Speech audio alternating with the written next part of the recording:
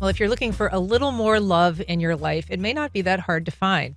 You might just meet your new best friend this weekend. A mega pet adoption here and across the state has literally hundreds of cats and kittens, dogs, and puppies needing a place to call home. And here to tell us about it is longtime animal advocate Lawrence Nicolas, CEO of the Jacksonville Humane Society. Good Welcome, morning. Good Lawrence. morning, Ann. Thank you for having me. It's great to have you. So, this is an event that is a statewide event. Of course, people are going to be excited to know more about it. But why is there this partnership right now? I mean, I understand that there's a little bit of a different supply and demand thing that happens in the summer. What is going on? It is, many folks don't realize that the pet shelter intake is very, very seasonal.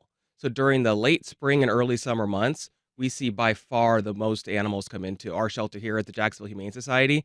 And that's true really across the entire country. Why? Why? The primary driver is cats and kittens, cats breeding, and then we call it kitten season in our world, kitten season.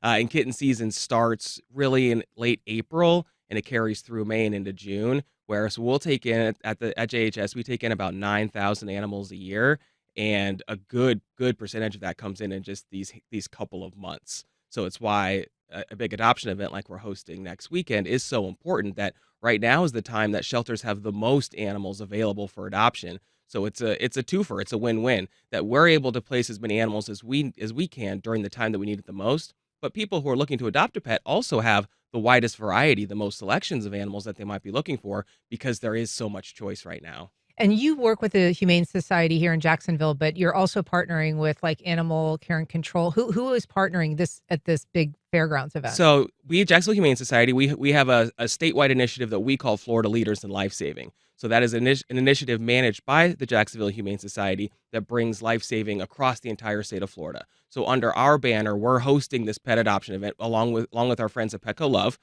So we have at the fairgrounds, we'll have 11 different shelters available for having animals available for adoption. But then across the entire state over the weekend, we'll actually have more than 50 shelters participating. So everywhere from Miami-Dade Animal Services to the Pensacola Humane Society and 48 shelters in between are going to be participating in this event this weekend. And so you're looking to place, maybe as many as 2,000 pets. Yeah. That's a lot of pets. I'm curious, what you advise people to think about, to prepare for, to plan for if they're coming to an event like this. I mean, it's great when they're able to find an animal, bring it home, but sometimes it helps to have a little bit of a plan in place. Yeah, I mean, it's definitely smart. Begin with the end in mind, if you will. Think about before you go, have an idea. Are we going to adopt today? Are there certain things that we could do before we go adopt? Make sure we've got the crate and the food and the toys and a quiet place for the pet to kind of settle in, or anything like that is a great idea. Making sure everybody's on board that now is a good time to adopt. But we really try to make it as easy as we can to take home a pet. That there's not a lot of barriers. There's not a lot of boundaries. If you're ready to take home a pet this weekend, we're going to do everything that we can to help make that possible. And then I think just having being grounded in your expectations is always a good idea, whether you're adopting a pet this weekend, next weekend, or a year from now. I like to compare it sometimes to, honestly, people dating. And it's not, you don't most people don't marry the first person that they date. Mhm. So sometimes it does take a little bit of feeling out to you want to adopt a pet. You'll take somebody home, and if it doesn't end up being the perfect fit the first time, that's not a bad thing. That's an okay thing. You've learned something more about your family. We've learned something more about this pet, and we'll try to adopt somebody else next time.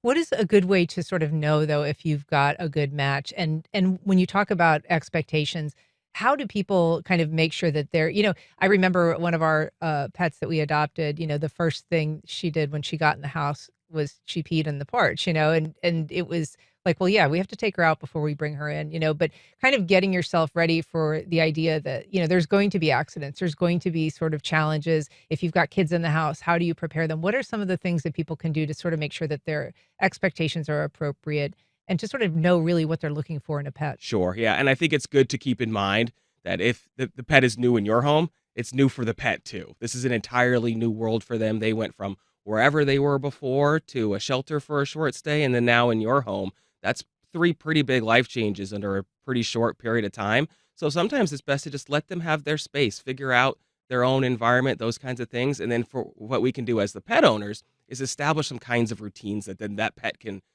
live around. That I know I'm going to get to go outside every 4 to 6 hours, or I know that by and large the kids come home from school when the bus drives down the street, and just having these routines in place that then now the white space can fill with what their life's going to look like, but they can at least start by having these really set routines. I've found that helps transition animals into a home setting much more quickly versus everything's just kind of always in flux or changing or anything like that. So, kind of when are the hours? When are people invited to come to the fairgrounds this weekend? 10 to 6, both Saturday and Sunday. We'll also be doing adoptions at JHS at the shelter on Beach Boulevard on Friday. And then that, like I said, that this adoption promotion is at every shelter, really most shelters across the entire state during the weekend, and also at quite a few Petco stores. And we should say the fees are waived. That's part of the promotion. It sure is. Yeah. Fees are waived. There may be a nominal fee for a pet license or something like that, depending on the city that you live in, but that's like $20. Uh, Standard adoption fees are waived across the board. But donations, I'm sure, are Oh, welcome. absolutely. All right. No question about it. All right. Well, Lawrence, Nicolas, thank you so much for being here. Thanks, Dan. I really appreciate the time.